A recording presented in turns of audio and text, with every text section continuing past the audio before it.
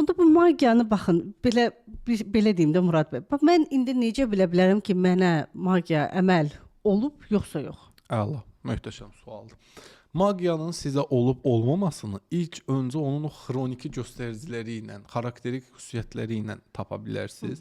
Əgər sən normal həkimə girsən, hər şey sağlamdırsa, yəni həkim deyir ki, Aytən, sənin heç nəyin yoxdur. Bala, normal adamsan, hər şey qaydasında. Okay. Baxırsan ki, səndə halsızlıq var. Hər şey eləməyə ərinirsən. Elə bir şey istəyirsən eləyəsən, hansısa qüvvə qoymur da onu gedəsən. İstəyirsən ki, paltarını geyinib, gedib mağazada nəsə alasan, hə? Amma hansısa bir qüvvə sən elə bir itələyir yerə ki, ged otur yerə. Hara çıxırsan? Sanki bədəni özünə tabe edə bilmirsən. Bədən, bax beyin istəyir bir şey eləsin, ayaqlar getmir. Aydındır. Ayaqların getmir o şey eləməyə, əlin gəlmir eləməyə. Və səndə yorğunluq olur, halsızlıq olur, mənası və mənşəyi bilinməyən ürək bulantıları, daha çox gərginlik, yuxularda qorxuların transformasiya olub qarışması, daha çox elə bir beynin bilsən necə olur, dumanlı. Murad bəy, bəs bu qorxu deyilmi? Mən bunu qorxu ilə bağlayıram axı. Mənə elə gəlir ki, mən də bu halları yaşayıram. Nəyisə etməyə gedirəmsə, ilk dəfəsini deyim də amma, ilk dəfəsində. Bədənim getmir. Bədənim getmir. Mən başa düşürəm ki, bədənim bunu bilmir deyə getmir. Ona görə mənə qorxu verir və məni geri çəkir. Bu belə deyilmi? Bu sizdəki komfort zonadan çıxma qorxusudur. Biri də var ki, insan mütəmadi olaraq həyatında bunu yaşayır. Hər şeydə, yemək bişirəndə də, hər şeydə. Yox. Aydındır. Yəni bütün sferada bu insan halsızdır, əzgindir. Adam deyir ki, mən əlimi hara atıram, o daş bağlayır, hər işim daşdan çıxır. Yəni konkret bu adamın elə bir naxşı yoxdur, elə bir şansı sıfırdır. Neynəsə neqativ alınır. Bu adam artıq enerjisi kilitlənib. Enerjidə necə kilitlənir? Yəni burada əslində sehirli sandığımız şey, mən indi elmi dərəcədə izah eləyim də, bizim ətrafa ötürdüyümüz elektromanyetik induksiya var da, elektromaqnet dalğaları var. Həmin dalğalar başlayır zəifləməyə. O zəiflədikcə sən psixi hücumlara məruz qalırsan. Bu psixi hücumlar elə sənin ən yaxınların tərəfindən də olur. Kimsə gəlib səni oxuyub püfləmir ki. Yəni tutalım, sənin bacın sənin haqqında pis düşündü, bir anda qısqanclıq hissi keçirdisə, o qısqanclıq hissi sənə psixi hücum kimi gəlir.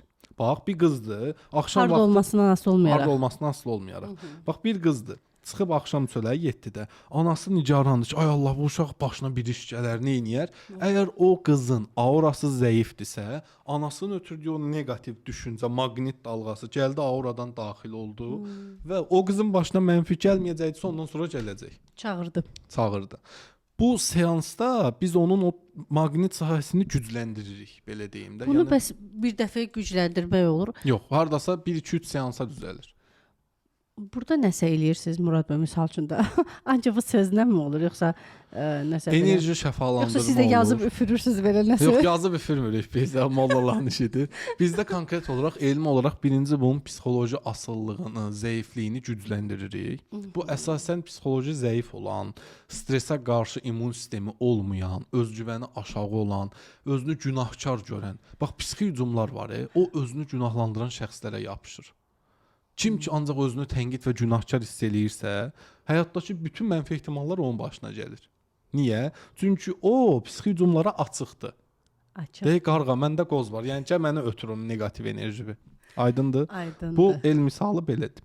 İkinci olaraq, birinci o sözdə demişdik ki, həqiqətən beyin mi yaradır, yoxsa realdırmı? Aşkar elədik ki, realdır. Çünki beyin yaratsaydı, elə hər birimiz baxanda yaradardıq. Və ya bəzi insanlar heç kim istəməz də bunun beynində yaratsın. Pisi heç kəs istəmir, amma istəmirəm deyəndə də onu çəkir axı. Bəli. Və elə olur ki, misal, əsasən də Sovet dövründə bu qatı materialistlər də həmin adamlar, hətta universitetlərdə ateizmin keçirildiyi bir vaxtdır, ateizm dərslərinin. Həmin vaxtlarda misal bu tipli şeylərə inanmayan insanlar olurdu. Amma elə olurdu ki, həmin insanlar gedib bir müddət sonra müraciət edirdilər ki, şəfaçılara məni düzəlt. Mən başa düşmürəm bu necə oldu. Həkimə gedir düzəlmir. Psixoloqa gedir düzəlmir. Nə edir düzəlmir də adam. Niyə? Çünki onun enerjisi bağlanıb və məcbur qalıb artıq inanmaq zorunda qalırdılar. Və bu haqda əslində o vaxtlar var idi bir neçə alim və hətta Sovet vaxtı parapsixologiya institutu tipli bir bölüm yaradılmışdı. Orada insan şuurunun gücü, şuuraltı, teleportasiya əşyaları idarə etmək, enerji çalışmaları, magiya, sehir, cadı və fallar araşdırılırdı və bunu net olaraq elmi olaraq isbat eləmişdilər. Hal-hazırda Amerikada, Rusiyada və Çində var Parapsixologiya institutu. O bilirsiz necə bir şeydir? Harry Potter var idi, Bəli, film. bəli, bəli. Orada bir məktəb var, Bəli, bəli. Hogwarts okulu. Eyni onun kimi bir məktəbdir. Gedib orada onu öyrənirsən.